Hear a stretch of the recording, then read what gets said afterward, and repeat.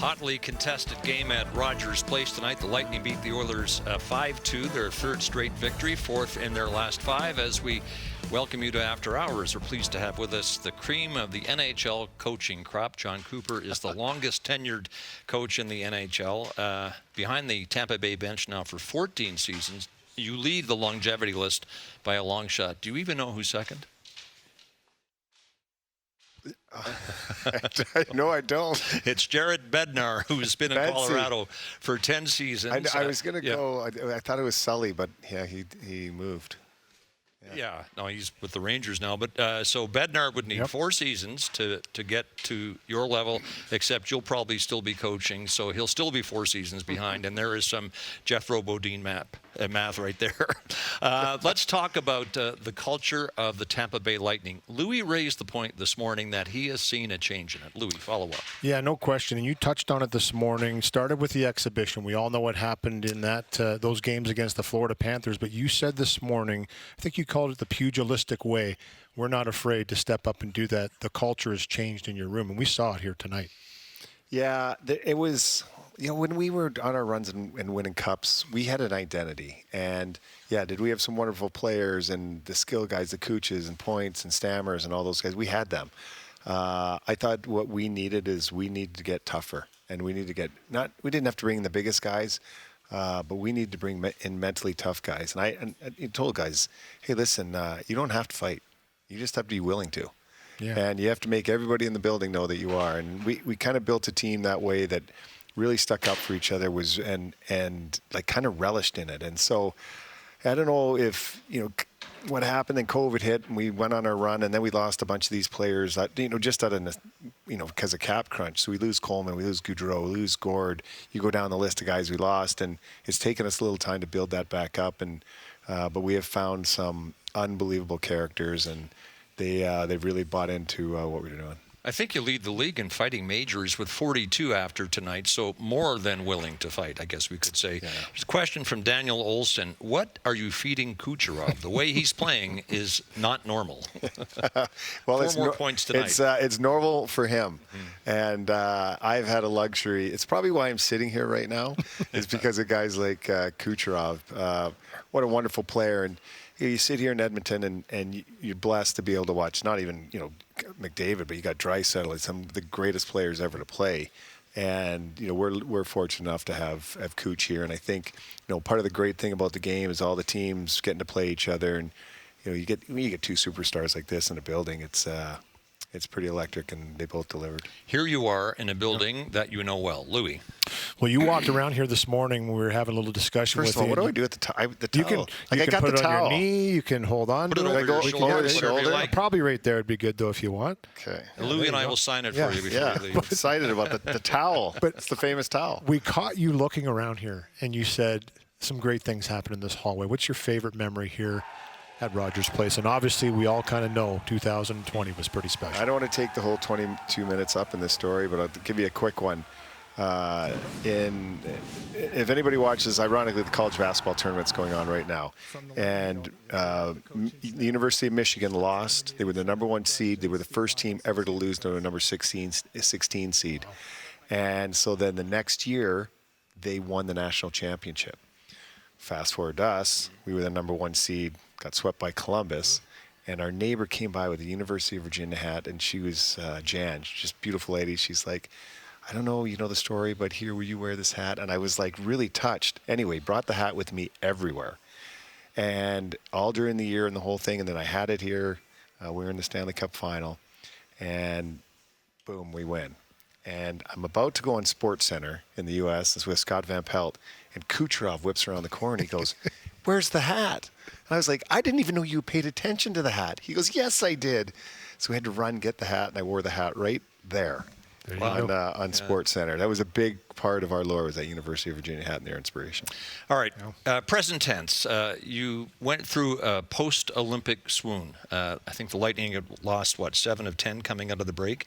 And if we're looking for reasons why. Thanks for that. Okay, as if you needed to be reminded. But if we're looking for reasons why, how can we not consider fatigue with, I think, 11 of your players were named to Olympic rosters, although Braden Point and Anthony Cirelli couldn't play. But still, it's half your team. So Olympics, good, but also costly? It was. And you look at Jake played all the way to the end. Hagel played to the end. Chernak played to the end. You know, those guys were all in the Final Four. And so that was it. I don't care what anybody says. What a wonderful experience the Olympics was. For me personally, it was so much fun, but it was a ton of work. So proud to represent the country. And, you know, unfortunately, we fell a goal short. But what those players put into that tournament was amazing. I couldn't believe it. Like, the work, the time, everything that went in. And I'm watching these guys come back, you know, 2 days later and have to play in games. And honestly, it's probably a little unfair. And for everybody, not just them, the American team, you know, all the guys having to come back. And so it was, there's fatigue, there's mental fatigue. And, you know, for me personally, you know, I've been in, I don't know how many time zones. I've been out west twice and, you know, the Milan, and you just go back, and I'm not even a player. Like, I can't imagine what the guys are doing. So there's fatigue has set in, but we've kind of tried to get through this and fight through this, and, you know, hopefully this West Coast trip's going to help us. Since we're talking Olympics, Louis. Just fantastic hockey. Proud to be a Canadian watching you guys go to war over there and go to battle. Just the atmosphere and what it was like for you in that atmosphere the first time in 12 years to have NHL players at the Olympics. And just you were active up and down the bench. I talked to you at the airport that day, and I noticed this during the Four Nations and during the Olympics, a lot of conversations. But what was it like on that bench with all those players? Well, you know, in these tournaments, you pick the right team. And you don't always, whatever pundits may say, well, you didn't pick this guy, you didn't pick this guy. We picked the right team. Yeah. And both times we did. And the players were phenomenal. They laid everything out there. And I can't sit here and say, you're going to tell me you were going to give me your best game as the last game, which they did. And, you know, I say, like, sometimes you can win the game, but not the score. And that was the way it went for us. And it sucks. The history books are going to sit here and say, you know, the U.S. beat Canada in overtime, and they will say that, and it's a stinger for us, I'll tell you. But I could not have been more proud. Like, I tried to put holes in our game and what we did, and those guys gave us everything. They gave the country everything. I thought they made everybody should be proud of what they did. You know, like, we got beat by an overtime goal, and it was tough. You won Four Nations last year. You played for gold in Milan. You were the obvious choice to coach both teams. But there were Crosby, McDavid, McKinnon, the greatest assemblage of Canadian talent in some years. And I wonder, it's fair to wonder, what could a coach possibly say to fire those guys up? Did you spend a lot of time thinking about your pregame speeches? They kind of come organically. I do a lot of preparation in those, and it may not be the pregame speech. It might be the meeting I do the night before. Mm-hmm. And so a lot of work goes into that to get the mindset of the player ready.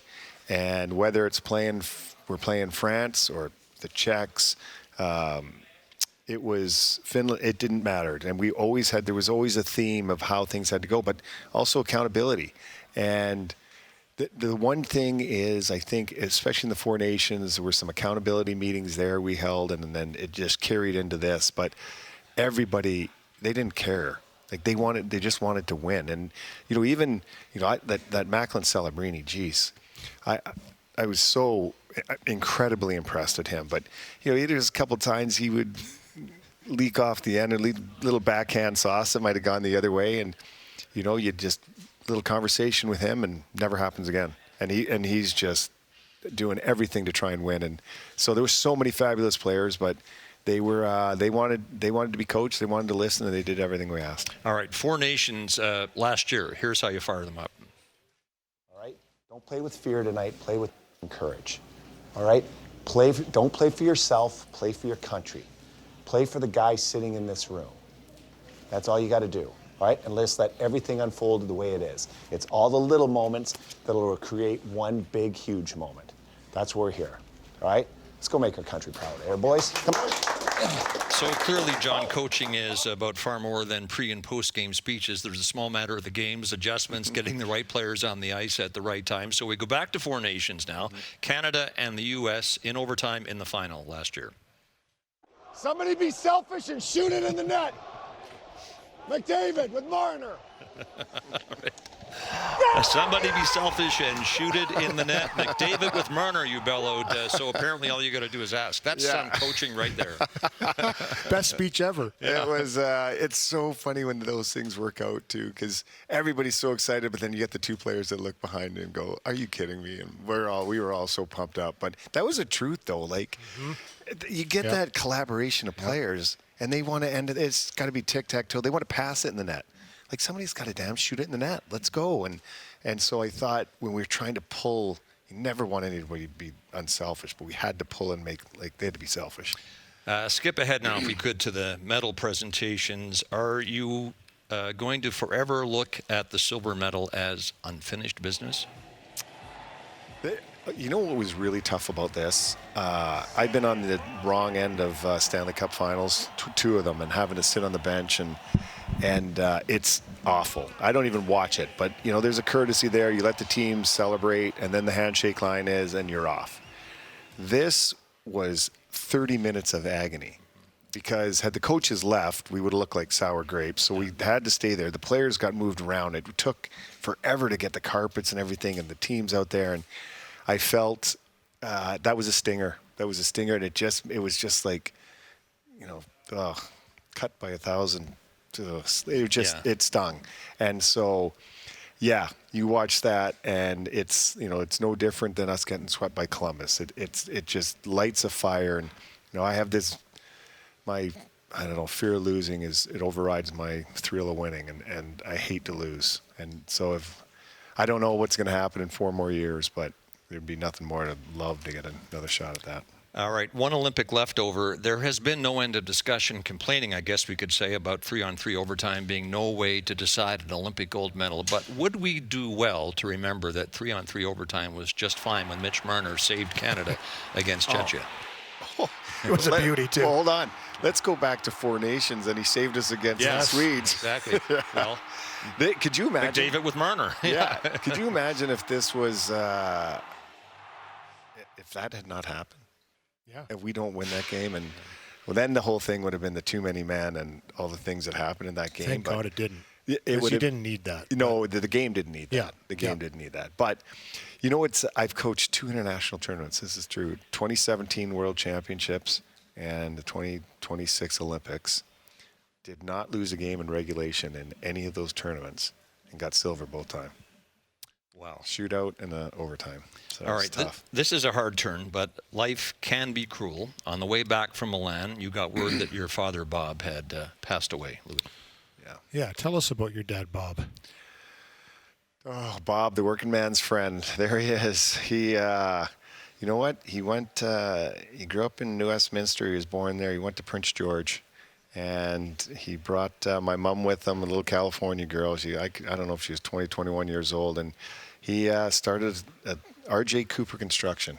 And it was a little outfit. It was just him, and, you know, hired a couple guys. Anyway, he became the man in town. And he was, you know, he belonged to the Prince George Golf and Curling Club. And that's where we used to go and have our fun. That's where I learned how to play junior golf. And he took me to all my hockey practices. He took me to all my lacrosse practices. And he and my mom were so involved in the city.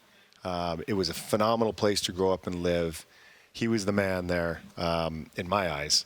And so it was, you know, unfortunately, you know, he passed the day after we you know, the day we were coming home from the Olympics. And it's it was extremely difficult, because, you know, I'm going to miss him, and I'm going to miss his, you know, his smart ass comments at me, and all the things he did. But, you know, my dad was he was my idol, and it's tough when that happens. But anyway, we had a celebration of life a couple days ago in Vancouver, and Wednesday at the Shaughnessy Golf Club in Vancouver, and the entire team, we were told, showed up. The entire team showed up. That was extremely touching. I didn't know that was going to happen, and it was really great for all the people that were there because they obviously didn't know, and the Tampa Bay Lightning stroll right in. But to see all his old friends from Prince George that came, I had friends come from high school and when I was at Notre Dame. I had friends come from, elementary school. Like people came from all over, and it just showed how popular my dad was, and it was great. It gave me closure, but definitely going to miss him. I got to know your parents, your late mother Christine and Bob, during the 2015 Lightning run to the Stanley Cup final. Both wonderfully down-to-earth people. I remember having a conversation with Bob about he had retired from Jon Cooper Construction in Prince George, and I said, "What'd you do with the business? Did you sell it?" And he said, "No, I gave it to the employees. I'd made enough money." That says a whole lot about him. What's the biggest lesson he taught you? Oh, gosh. What lesson did he? You know what? I told this story the other day, and whether it's a lesson or not, but I was 6 years old, and I was, whatever in my life, I was tired. I was leaving. I was running away from home. So I packed up a suitcase, and I started walking out the door in, like, middle of January. And I got, like, 2 blocks away, and I'm looking behind. I'm like, is anybody coming for me? And there was nobody coming. I'm like, now what do I do? So there was a little McDonald's, but I had to cross a major street. And all of a sudden I'm about to cross, and there's a little beep, and it's my dad. And he rolls down the window, and he says, "You need a ride?" I was like, "I'd love one." So I get in the car, and we drive for 10 minutes in silence, and he takes me to Dairy Queen. And we have and then you're not running away after that. We have ice cream, and we sat. He, we told me he loved me, and we talked all things out, and he's like, "Do you want to go home?" I was like, "I really want to go home." And I was like, "Thank you, Dad." And I never left again. One more thing about Bob. I do recall when you went from coaching the Lansing Catholic Central High School Cougars to the Texarkana Bandits of the North American Hockey League with your law degree, because you had a dalliance as a public defender. Bob said something to the effect of, "For God's sake, John, we didn't spend all this money on your education for you to end up here." And how was he to know it would end up the way it did? Okay, we got to move on to coaching longevity. Louis. Yeah, 14 years as a head coach in this league is an eternity, and especially in today's day and age. And I know you've been asked the question a million times, how have you lasted this long and your longest tenured coach in the National Hockey League? But we're going to ask it again, and with a little bit different here. I see, coaches, and I think it was Paul Maurice that said, you have to make the players believe you're with them, not against them, that you're in the fight with them. Do you believe the same thing? Because it seems like you're able to do that with your communication and your players. Well, if you ask my wife, she says it's 3 things. Have an understanding wife, a loyal dog, and one hell of a goalie. So that's how my 14 years have gone. But no, in all seriousness, it is. Even though I don't have skates on there, I'm in the trenches with them. And you have to feel what they feel. And like tonight, Holmberg gets in a fight tonight. And it is like, I feel like I'm in that with him. And the guys know it. And so I never sit here and ever tell a player to do something I would never do myself. And I think, the mere fact that the whole team came to Bob's Celebration of Life kind of talks about the relationship I have with these players. And the one thing I promised players when first day I came in, I said, I'm going to do 1,000 press conferences in my career, but I will never, never bring anything out in a press conference or put a player down or disparage anything that goes on. Everything will stay in our locker room, and you guys do the same. And I don't know, you can go through and find anything out. You'll never find Tampa Bay Lightning player ever air any dirty laundry out in public. And I think there's a lot of trust that's built off over time with that. And now it's, now they're just like my kids. It's You were a late season replacement for Guy Boucher when you came up from Syracuse March of 13, and you may have signaled your future with the Lightning in your very first press conference. I don't want this to be a learning curve to get ready for next year. That is not the message at all. This is, I'm the next head coach of the Tampa Bay Lightning, and I'm here for a while. And a while being now in your 14th season. What did you know back then? Oh, my God. But it was a lot younger. That guy coached in the NHL. Well, look, let's look at your accomplishments, the excellence that you've achieved.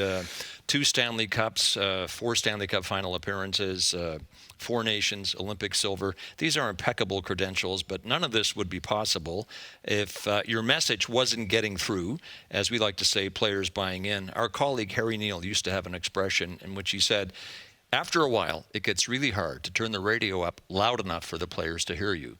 How have you managed to make your message fresh, to keep it fresh, to keep the players from tuning you out? Harry Neal, he was magic with some of the lines he had. It's amazing. It's like, first of all, you have to have, there's a foundation. We've had the same owner the whole time I've been there till just recently, and he's still, a part owner. I've had the same, Steve, but Julian was there, basically had the same GMs and myself, and we're kind of like a linear alignment together, and it's everybody lets everybody do their job. And so there's a lot of trust in me through them that I'm not going to let them down, and it filters down to the players. Now, messages, I think the game creates their own messages. So, we've just lost 3 of, as you pointed out. Yeah. we won 3 of 10, and it kind of circles you back. You're off the tracks. Now there's messages to bring you back, and there's messages. The message is different when you've won 9 or 10 in a row, and it's just knowing when to pull the reins back and when to let the horses run. One last thing, because we're going to run aground here, and we got to get this in. Stadium Series game versus Boston, Raymond James Stadium. Remarkable come-from-behind win by the Lightning, outdone only by your outfit. What was the message in it? Oh, that Lightning! Hey, when we were down 5-1, that was looking pretty good. It wasn't looking great. Al Pacino, I want it all. But it was. Hey, listen, we're in the entertainment business. 65,000 people are coming to Tampa to watch an outdoor hockey game. Let's go to the theme of the city, and we had a ton of fun with it. And I think it's seen that everybody else. It's a great game. Players arrive in all manner of get-ups, then they get changed into their gear. Yours went beyond arrival. Did you at any point in the game say, holy mackerel, I'm still wearing this? Well, I did, because the temperature dropped, believe it or not, to like 37 degrees. And I was frozen by the end. And you got to remember, there was 11 goals. There was a goalie fight. Yeah. Like, it wasn't like the game was brushing right along. It was like every period was 45 minutes. So I was a little best outdoor game ever. It was unbelievable. Yeah, it was a good one, yeah. All right, we're out of time. Wish we had more. John, thanks for joining us. Really appreciate it. Yeah, this is my pleasure. Legend. You guys are legends, and this is even more legendary. Well, excellent. Jon Cooper, 2 Stanley Cups and gunning for more before he's done. Head coach of the Tampa Bay Lightning was our guest on After Hours. More from Rogers Place in a moment.